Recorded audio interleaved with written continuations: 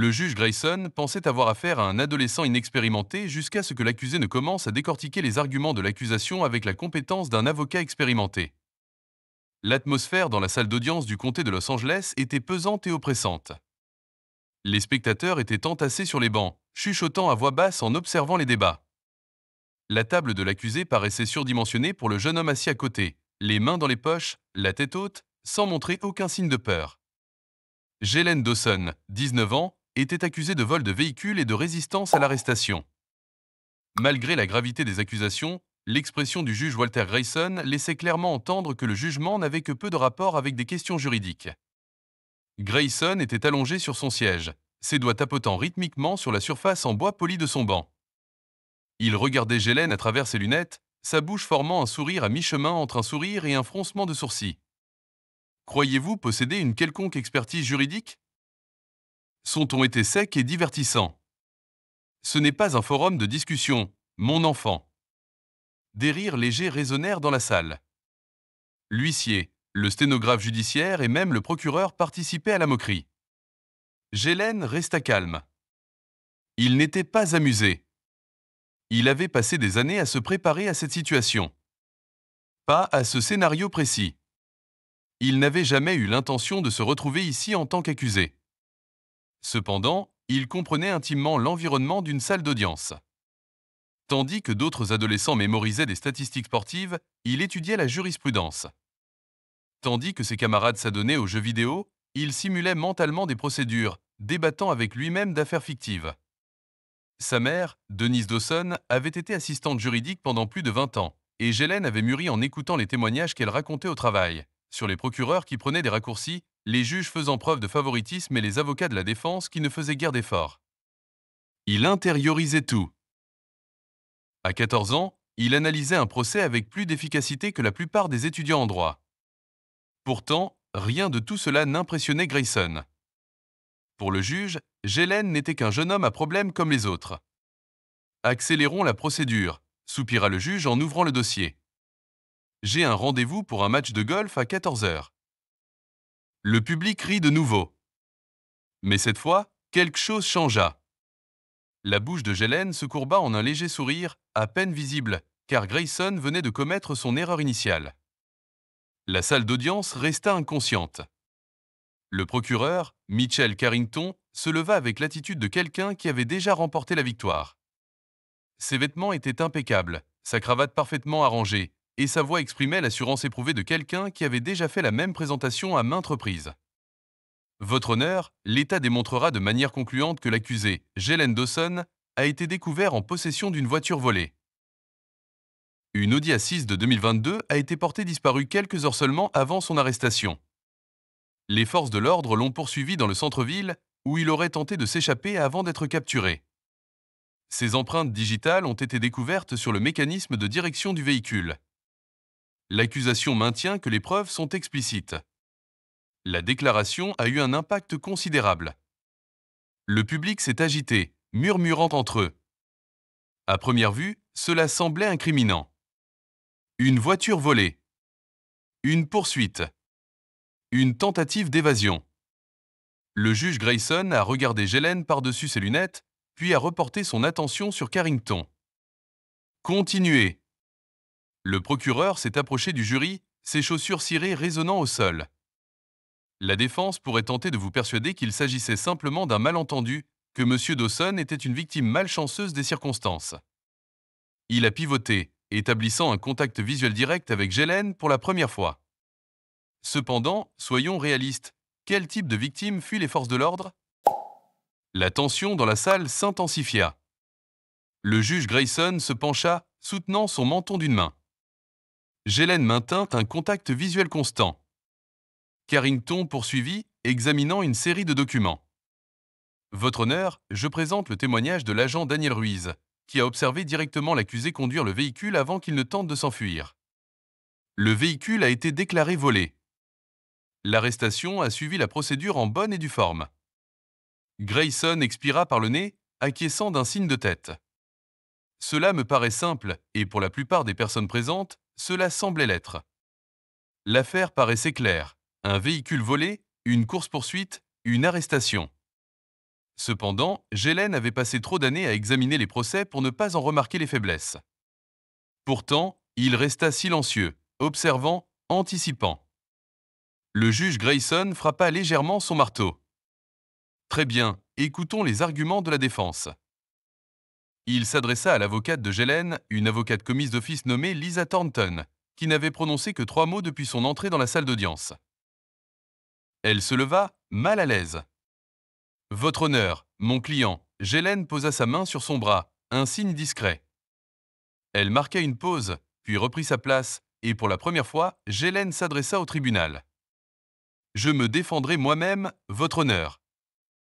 Le silence devint total. Grayson le fixa, visiblement amusé. Vous allez quoi? La voix de Gélène resta calme et maîtrisée. Je me défendrai moi-même. Des murmures parcoururent la salle. L'huissier haussa brusquement les sourcils. Le sourire narquois de Carrington vacilla un instant avant qu'il n'éclate d'un rire rauque.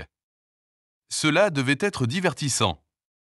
Pourtant, personne ne riait lorsque Gélène fit son premier pas, car tout était sur le point de changer.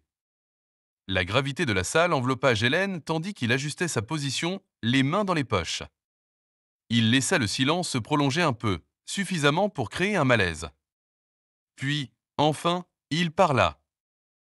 Votre honneur, avant de commencer, j'aimerais vérifier quelque chose auprès de l'accusation. Carrington haussa un sourcil et croisa les bras. Poursuivez. Gélène fit un pas en avant. Vous avez déclaré que l'agent Daniel Ruiz m'avait personnellement observé conduire le véhicule avant mon arrestation. Est-ce exact? Carrington expira brusquement, semblant déjà indifférent. C'est exact. Et ce témoignage est consigné dans son rapport.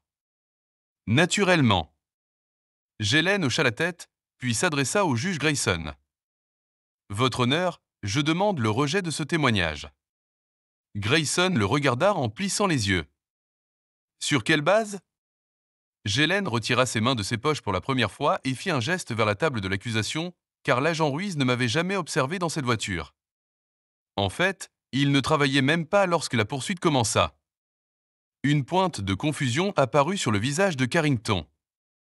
De quoi discutez-vous? Gélène avança d'un pas. Votre honneur, si le tribunal le permet, je souhaiterais demander l'examen des relevés GPS de l'agent Ruiz de ce soir-là. Si son rapport indique qu'il m'a vu dans le véhicule, cela devrait correspondre à ses données de localisation. Cependant, il a laissé planer le mot. Je soupçonne que ce ne sera pas le cas. Les murmures dans la galerie s'intensifièrent. Grayson fronça les sourcils et jeta un coup d'œil à Carrington. Maître. Carrington s'éclaircit la gorge, la mâchoire crispée. Ce rapport a été rédigé par un agent des forces de l'ordre, votre honneur.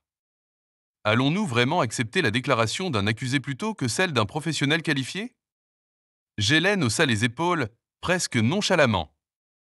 Si l'agent se trouvait là où il l'avait indiqué, les données GPS le confirmeraient. En revanche, s'il ne l'était pas, il laissa la sentence incomplète. Grayson l'examina un long moment, puis se tourna vers Carrington. L'accusation s'oppose-t-elle à la vérification des relevés GPS de l'agent? Carrington hésita. Le délai était suffisamment long. Le jury observa. La galerie observa, et surtout, le juge observa. Gélène prit une profonde inspiration. Il avait passé des années à observer les procès, à étudier les procureurs, leurs méthodes, la façon dont ils manipulaient le système, et il comprenait une chose avec certitude. Si Carrington avait confiance en sa cause, il ne tarderait pas. Grayson soupira en se massant la tempe. Conseiller. Carrington finit par secouer la tête. Aucune objection, votre honneur, cependant. La transformation avait déjà commencé. Pour la première fois, la salle d'audience ne riait plus. Le silence était total, mais la tension était assourdissante. Carrington tria ses documents, son assurance polie commençant à se fissurer. Votre honneur, en attendant les relevés GPS, la réalité demeure. Les empreintes digitales de l'accusé ont été découvertes sur le volant du véhicule volé.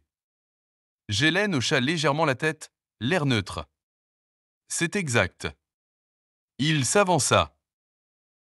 Cependant, discutons un instant de ces preuves. Grayson haussa un sourcil, lui faisant signe de poursuivre. Gélène se tourna vers le jury, établissant un contact visuel avec chaque membre. L'accusation veut vous faire croire que la découverte de mes empreintes digitales dans une voiture signifie que je l'ai volée. C'est le récit qu'il présente. Cependant, examinons la chose de manière rationnelle. Il prit une grande inspiration, gardant un ton calme et maîtrisé. Imaginez que vous entriez dans un grand magasin et examiniez une veste. Vous mettiez vos mains dans les poches, la fermiez peut-être, puis la replaciez sur le présentoir et ressortiez. Plusieurs heures plus tard, quelqu'un volait cette veste. La présence de vos empreintes digitales indiquerait-elle que vous l'avez volée? Plusieurs jurés se regardèrent. Quelqu'un dans la galerie chuchota quelque chose à voix basse. Gélène ne leur laissa pas le temps de se ressaisir. La voiture en question était garée devant une supérette quelques heures avant le vol présumé. J'étais à l'intérieur de cet établissement avec 3 autres personnes. Et oui, quand on a dépassé la voiture, je me suis penché dessus. J'ai même ouvert la portière, car elle était déjà déverrouillée. Je n'y ai pas prêté attention. Je n'ai pas pris la voiture. Je ne l'ai pas conduite. Je n'ai rien volé à l'intérieur. Juste un instant de curiosité. Il laissa cela de côté un instant. Puis, d'une voix qui trancha le silence comme une lame, il demanda « Est-ce que toucher quelque chose fait de vous un criminel ?» Carrington s'éclaircit la gorge, fouillant dans ses notes, cherchant quelque chose, n'importe quoi, pour reprendre le contrôle. Gélène n'avait pas terminé. Et puisque nous discutons de ce sujet, parlons de la façon dont l'examen des empreintes digitales a été mené. Il se tourna vers Grayson. Votre honneur, l'expert médico-légal chargé de cette affaire a-t-il été appelé à témoigner? Grayson cligna des yeux, surpris par la question. Il jeta un coup d'œil à Carrington. Le procureur hésita, puis répondit à contre-séhure. Non. Gélène serra les lèvres. Alors, permettez-moi de bien comprendre. L'État utilise des preuves médico-légales pour tenter de me faire condamner, mais il n'a pas jugé nécessaire de faire comparaître l'expert qui les a analysées. Je n'ai pas eu l'occasion de contre-interroger, de m'enquérir de la chaîne de possession ou de remettre en question l'exactitude de l'analyse. Carrington serra les dents. Gélène hocha la tête comme si c'était tout ce qu'il avait besoin d'entendre. Fascinant. Le juge Grayson soupira en se pinçant l'arête du nez. C'était l'expression d'un homme réalisant que cette affaire n'était pas la simple victoire qu'il escomptait. Cependant, Gélène n'en avait pas encore terminé, car la prochaine révélation qu'il allait révéler allait tout changer. Gélène s'avança lentement d'une voix ferme mais assurée. Votre honneur, je voudrais présenter comme preuve une déclaration officielle du propriétaire du véhicule. Le juge Grayson fronça les sourcils. Le propriétaire? Gélène hocha la tête. Oui, monsieur.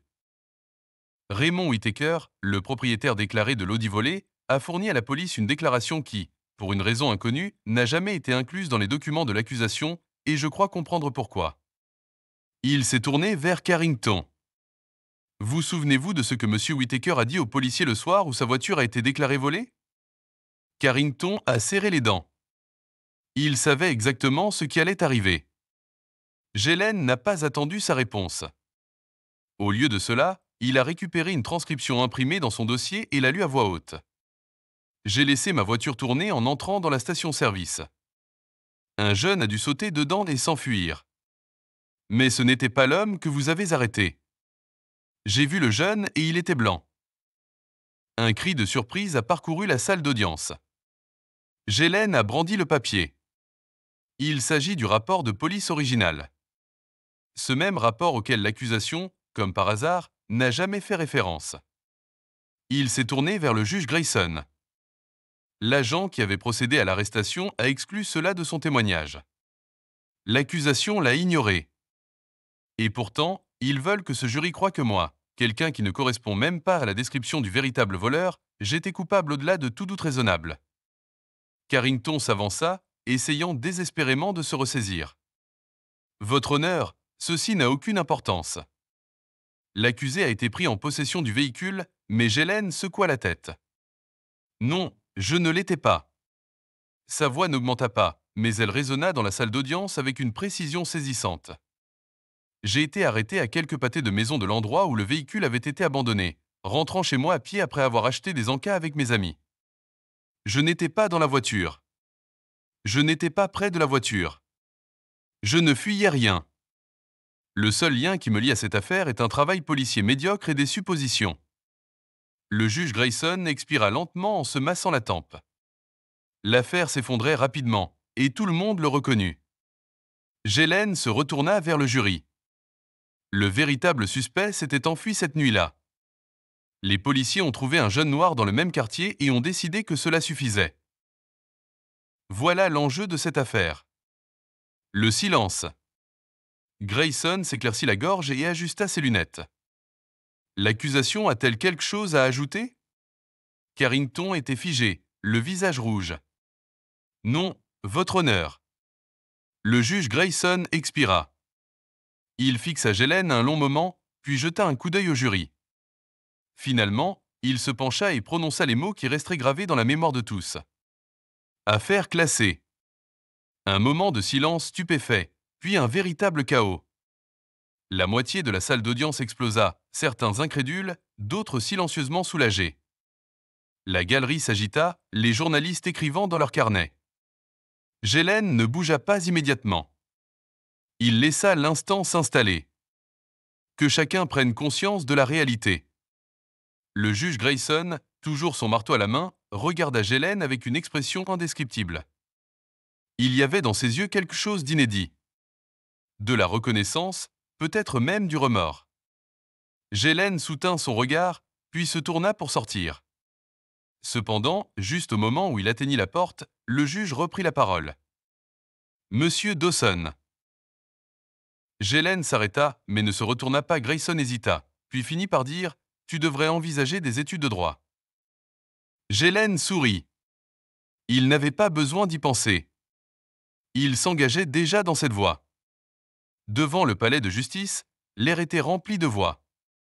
Les journalistes se pressaient sur les marches, leurs appareils photo crachant, leurs micros tendus comme des armes. Gélène, savais-tu que le juge allait classer l'affaire? Quels sont tes plans maintenant? Qu'est-ce que ça fait de se montrer plus malin qu'un procureur expérimenté? Gélène enfila son sweat à capuche, ignorant les questions. Le spectacle ne l'intéressait pas. Il ne s'agissait pas de démontrer son intelligence. Il s'agissait de quelque chose de plus important. Sa mère, Denise, l'attendait en bas des marches. Les bras croisés, l'expression indéchiffrable. Pendant un long moment, elle se contenta de l'observer. Puis, finalement, elle secoua la tête et expira. « Tu m'as fait une peur bleue. » Gélène rit doucement en se grattant la nuque. Il fallait bien tenter sa chance, maman. Elle le fixa un instant encore, puis le serra fort dans ses bras. Tu as toujours été l'entêté. Les flashs des caméras continuaient, mais Gélène n'y prêtait plus attention. De l'autre côté de la rue, debout près de sa voiture, le juge Grayson observait. Sa posture était différente maintenant. L'arrogance avait disparu. Son expression n'était plus amusée. C'était autre chose, plus proche de la contemplation. Il ne s'attendait pas à ce que cette affaire soit autre chose que de la routine. Juste un autre jour, un autre accusé. Un autre plaidoyer de culpabilité, mais maintenant il savait qu'il s'en souviendrait car Gélène avait accompli ce que la plupart des gens ne pourraient jamais faire. Il avait obligé le système à s'examiner lui-même, et pour une fois, il a reculé le premier. Voici la leçon que nous devrions retenir. Combien d'autres affaires avaient-elles été ainsi traitées? Combien de personnes avaient été condamnées non pas à cause de preuves, mais à cause de préjugés, de raccourcis et d'un système qui privilégiait la clôture des affaires à la découverte de la vérité? Gélène avait les connaissances nécessaires pour se défendre. Mais qu'en était-il de ceux qui ne les connaissaient pas? Il ne s'agissait pas d'une seule affaire. Il s'agissait de toutes. Il savait ce qu'il devait faire. Ce tribunal ne serait pas le dernier où il se retrouverait. Mais la prochaine fois, il ne serait pas l'accusé. Il serait l'avocat. Et ce jour-là, il ne serait pas le seul. Si cette histoire vous a fait réfléchir ne serait-ce qu'un instant, partagez-la. Le système judiciaire est fondé sur des lois, mais il est géré par des personnes. Et les personnes peuvent changer, mais seulement si nous les créons. Cliquez sur J'aime, abonnez-vous pour recevoir d'autres histoires importantes et laissez-nous poursuivre la conversation. Car la prochaine fois, ce ne sera peut-être pas Gélène, mais quelqu'un que vous connaissez.